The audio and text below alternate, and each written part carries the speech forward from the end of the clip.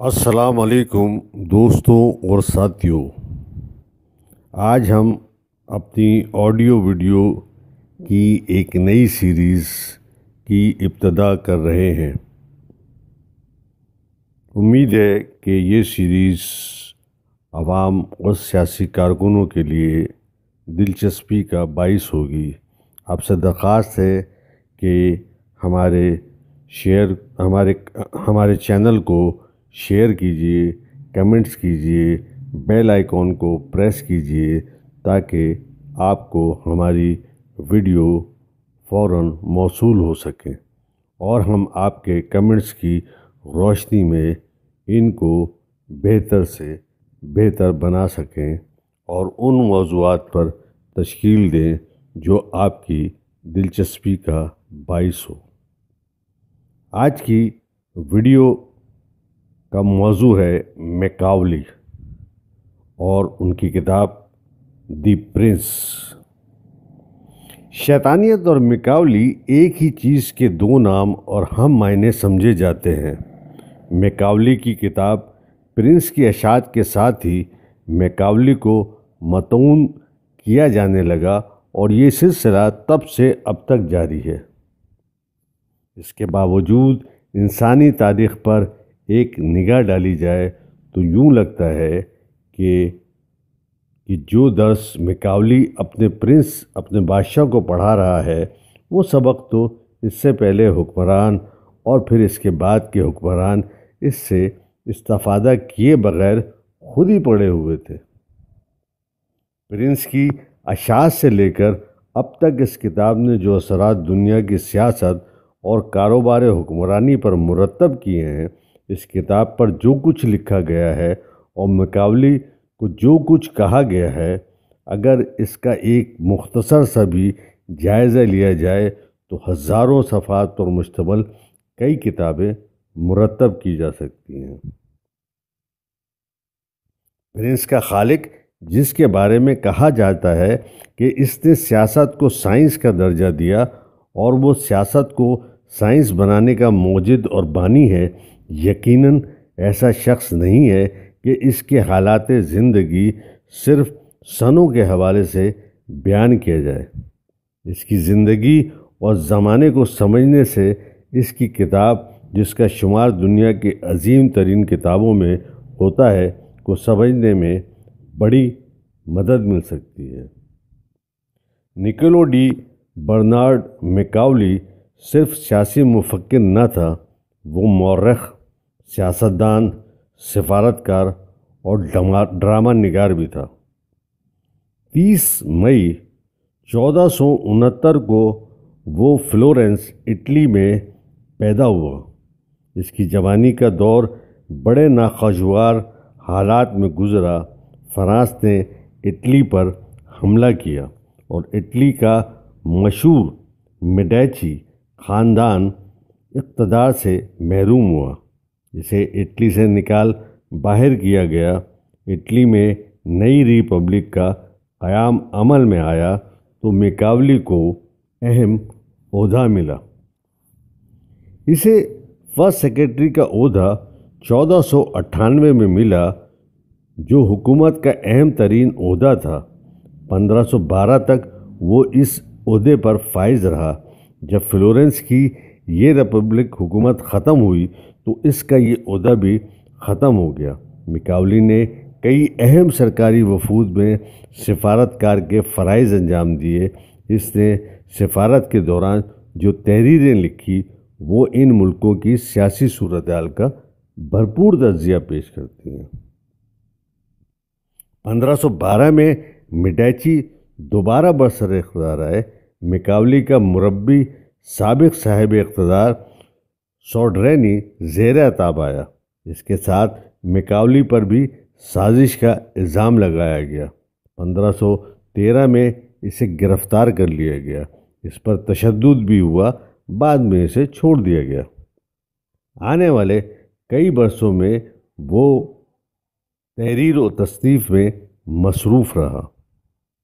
اس نے فلورنس کی تاریخ بھی لکھی۔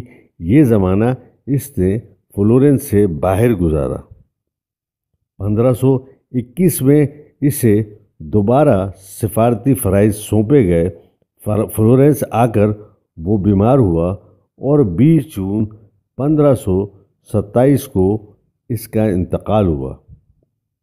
1506 میں میکاولی نے شادی کی تھی۔ وہ 6 بچوں کا باپ تھا۔ یعنی میکاولی 1498 سے لے کے 1512 تک سرکاری عہدے پر فائز رہا اور اس کے بعد 1521 سے 1527 اپنے انتقال تک سرکاری عہدے پہ فائز رہا۔ یہ کل ملا کے 20 سال کا عرصہ بنتا ہے۔ وہ صاحب طرز ادیب تھا۔ اس نے خالص تخلیقی کام بھی کیا۔ اطالوی زبان پر اس کا مقالہ اور اس کے متعدد تربیہ ڈرامے اور اس کی شخصیت کے اس پہلو کو سامنے لاتے ہیں جنہیں عموماً نظر انداز کیا جاتا ہے۔ میکاولی کے ڈراموں کے بارے میں نقادوں نے لکھا ہے کہ ان ڈراموں نے اطالوی اسٹیج میں نئی زندگی اور توانائی پیدا کی۔ میکاولی کے نظریات و افکار۔ میکاولی کو اس کی جس کتاب کی وجہ سے عالمگیر شہرت یا رسوائی حاصل ہوئی اس کا نام پرنس ہے۔ اس کا اصل اور پورا نام پرنسیپیوٹیبس ہے۔ اس کتاب کا موضوع بادشاہ اور حکمرانی کے قواعد کی تعلیم ہے۔ میکاولی نے جس زمانے میں یہ کتاب لکھی اسے مغربی تاریخ میں نشاط ثانیہ کا دور کہا جاتا ہے۔ اس زمانے میں ریاست کا ایک غیر جانبدارانہ اور غیر مذہبی تصور پیش کیا گیا، یعنی حکومت کے فیصلوں اور تدابیر کاری کو مذہب سے علیحدہ کر دیا گیا۔ یہ نظریہ اس لحاظ سے منفرد ہے کہ اس سے پہلے سیاسی امور اور حکمرانی میں مذہبی عناصر اور مذہب اہم ترین کردار ادا کرتا تھا۔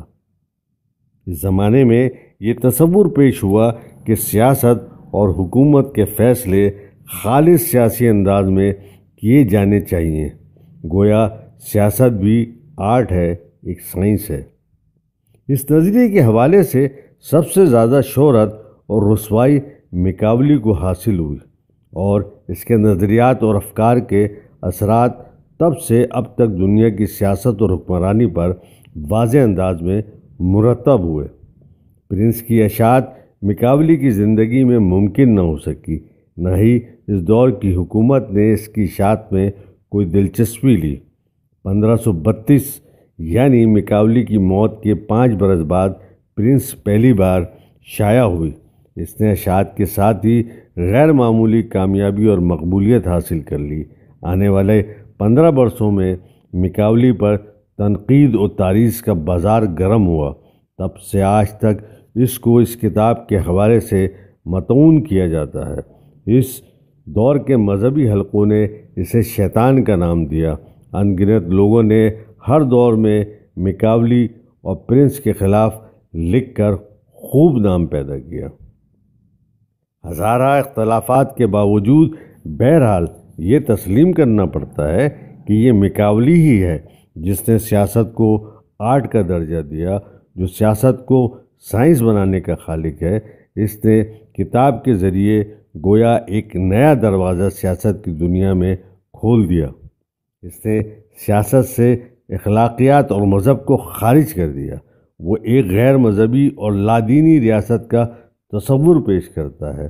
اس نے حکمرانی کے لیے جو اصول پیش کیے اور جو درس دیا وہ اپنی جگہ کتنا ہی قابل نفرت اور قابل اعتراض کیوں نہ ہو، اس کا یہ بہرحال ایک کارنامہ ہے کہ اس نے یہ اصول ہمیں دیا کہ سیاست کو خالص سیاسی معیار پر سمجھنا اور پرکھنا چاہیے۔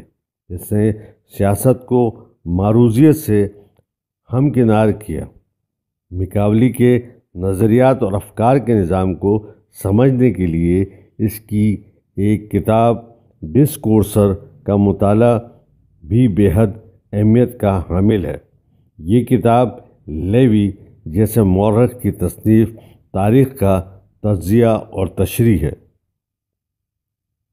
کتاب پرنس ایک نظر میں۔ پرنس کی تلخیص میں ہم یہ کہہ سکتے ہیں، یوں تو میکاولی کی پوری کتاب کو سمونے کی کوشش کی جاتی ہے، تاہم پرنس کے 6، 7، 8، 9، 15، 16، 17 اور 18 ابواب کو خاص طور پر سامنے رکھا گیا ہے، جو اس کتاب کی پوری روح کا احاطہ کیے ہوئے ہیں۔ میکاولی بتاتا ہے کہ ایک ریاست کے قیام اور اس کے استحکام اور اقتدار کو برقرار رکھنے کے لیے ہر طرح کے ذرائع کو استعمال کرنا چاہیے، خواہ وہ کتنے ہی ظالمانہ، کھردرے، پرفریب کیوں نہ ہوں۔ ایک حکمران جو ظلم و فریب کاری کو اپناتا ہے، وہ اس کا پورا مجاز ہے۔ رعایا اور عوام کی شرپسندی اور دھوکہ دہی کے مقابلے میں حکمران کی فریب کاری اور جعل سازی افضل ٹھہرتی ہے۔ اقتدار کی بحالی کے لیے ہر جائز و ناجائز حربہ درست ہے اور حکمران کو اس کا حق حاصل ہے۔ میکاولی کا خیال ہے کہ انسانی فطرت پوری تاریخ میں ہمیں کسی بڑی تبدیلی کے بغیر دکھائی دیتی ہے۔ یہ فطرت ناقابل تبدیل ہے، صرف تاریخی واقعات و امکانات ہی اپنے آپ کو دہراتے ہیں۔ اس لیے ضروری ہے کہ ہم ماضی کی تاریخ کو سامنے رکھ کر حکمرانی کے اصول وضع کریں۔ جب میکاولی تاریخ کی مثال دیتا ہے، جب وہ تاریخ کے زعماء کو پیش کرتا ہے، تو وہ ماضی میں پلٹ کر قدیم یونانی عہد کی مثال نہیں بلکہ قدیم روم کو بناتا ہے۔ وہ کہتا ہے کہ ہمیں رومنوں کا رویہ اختیار کرنا چاہیے۔ میکاولی کہتا ہے کہ شر اور بدی کے ذرائع کو استعمال کر کے بعض اوقات اچھے منصوبے نتائج حاصل کیے جا سکتے ہیں۔ اس سلسلے میں وہ بڑی مدلل بحث کرتا ہے۔ میکاولی ظلم، دھوکہ دہی، تشدد، فریب کاری، وعدہ خلافی اور طاقت کے بے محابہ استعمال کو جائز قرار دیتا ہے اور ایسے تمام اعمال کو تحفظ بھی کرتا ہے۔ میکاولی کے نزدیک برائی یا اچھائی دونوں چیزیں سیاسی کامیابی اور حکمرانی کے لیے بے معنی حیثیت رکھتی ہیں۔ اصل چیز اقتدار ہے، جسے ہر طرح سے قائم رکھنے کا حکمران کو حق حاصل ہے۔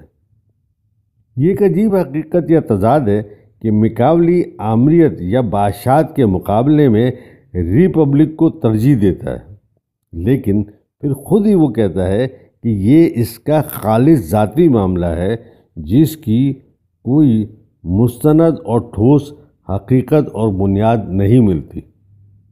میکاولی کو انسان کے روحانی اور مذہبی مسائل کے متعلق کوئی دلچسپی نہیں ہے۔ وہ کہتا ہے کہ ایک بادشاہ یا حکمران کے لیے مذہبی آدمی ہونا ضروری نہیں، لیکن اقتدار کو برقرار رکھنے کے لیے اس کے لیے ضروری ہے کہ وہ لوگوں کو دھوکہ دے اور یہ ظاہر کرے کہ وہ مذہبی آدمی ہے۔ وہ مذہبی استحصال کو اقتدار قائم کرنے اور مستحکم بنانے کا ایک طاقتور وسیلہ بتاتا ہے۔ وہ سمجھتا ہے کہ اس طرح عوام کو دھوکہ دے کر اقتدار کو مشکلات سے بچایا جا سکتا ہے اور فوج کے سپاہیوں کے عزم کو مذہبی حوالے سے مضبوط بنایا جا سکتا ہے۔ وہ ایک قدیم زمانے کے راہب کا حوالہ دیتا ہے کہ وہ سیاست میں اس لیے کامیاب نہ ہوا کہ وہ جھوٹا، دوغلا یا ظاہری مذہبی انسان تھا، بلکہ وہ اس لیے ناکام رہا کہ وہ اپنی مذہبیت سے بھرپور فائدہ اٹھا کر عوام کو بے وقوف نہ بنا سکا۔ کلیسا کے بارے میں میکاولی کا طرز فکر بڑا تلخ اور غصیلا ہے۔ وہ کلیسا کو قدیم رومی سلطنت کے زوال کا سبب قرار دیتا ہے اور بتاتا ہے کلیسا انسان میں تذلیل و اہانت کے جذبات کو قوی کرتا ہے۔ میکاولی ایک طاقتور فوج کے وجود کو بے حد اہمیت دیتا ہے۔ پرنس اور ڈسکورسز دونوں میں وہ طاقتور فوج کے قیام اور ادارے کو اقتدار کے لیے سب سے بڑی طاقت قرار دیتا ہے۔ وہ فوجی ملیشیا کی ضرورت پہ بھی زور دیتا ہے۔ میکاولی لکھتا ہے، وہ لوگ جو اپنی صلاحیتوں سے بادشاہ یا حکمران بنتے ہیں اور یہ اقتدار اور اختیارات بڑی دشواری سے حاصل کرتے ہیں لیکن اسے آسانی سے کھو دیتے ہیں، اس کی وجہ یہ ہے کہ وہ اپنے اقتدار اور اختیارات کو مستحکم بنانے کے لیے جو نئی پالیسیاں اور قواعد متعارف کراتے ہیں وہی ان کی ناکامی کا سبب بن جاتے ہیں۔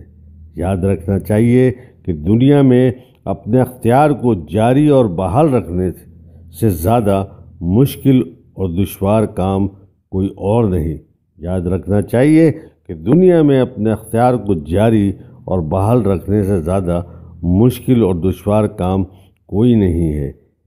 نئی چیزوں کو متعارف کرانا کامیابی کے لیے بے حد مشکوک اور خطرناک بھی ثابت ہو سکتا ہے، کیونکہ جو بادشاہ یا حکمران صرف اصلاح چاہتا ہے وہ اپنے مخالفوں اور دشمنوں کی تعداد بڑھا لیتا ہے اور اپنے لیے خطرات پیدا کر لیتا ہے۔ یہ مخالف اور دشمن اس نئے نظام اور اقتدار سے فائدہ اٹھانے میں کامیاب ہو جاتے ہیں، کیونکہ ہمارے ہاں ایسے قانون بنا لیے جاتے ہیں جو انہی لوگوں کے لیے مفید اور کارآمد ثابت ہوتے ہیں۔